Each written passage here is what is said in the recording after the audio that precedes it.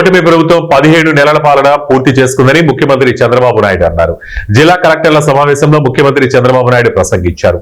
Bharat number 1 కావాలన్న ఆకాంక్షతోనే ప్రధాని మోదీ పనిచేస్తున్నారని, భారత ఆర్థిక వ్యవస్థ 11వ స్థానం నుంచి 4వ స్థానానికి చేరుకుందని తెలిపారు. గతంలో అమెరికాను అగ్రస్థానంలో చూసేవాళ్లం, ఇప్పుడు భారత్ ఆ దేశానికి సమాన స్థాయికి వెళుతుందని ముఖ్యమంత్రి చంద్రబాబు నాయుడు తెలిపారు. మరో 22 ఏళ్లలో స్వాతంత్ర్యం వచ్చి 100 ఏళ్లు పూర్తవుతుందని, ఆ సమయానికి భారత్ కూడా అగ్రస్థానానికి చేరుకుంటుందని ముఖ్యమంత్రి చంద్రబాబు నాయుడు చెప్పారు.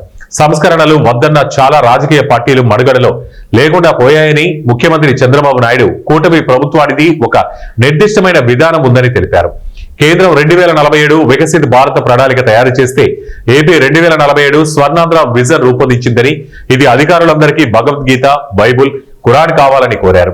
సిఎస్, డీజీపీల నుంచి క్షేత్రస్థాయి వరకు సరైన వ్యక్తి సరైన చోట ఉండాలనే లక్ష్యంతో నియామకాలు చేశామన్న చంద్రబాబు సామాజిక న్యాయానికి పెద్దపీట వేస్తూ మంత్రులను నియమించి కేబినెట్ మార్పు చేశామని చెప్పారు.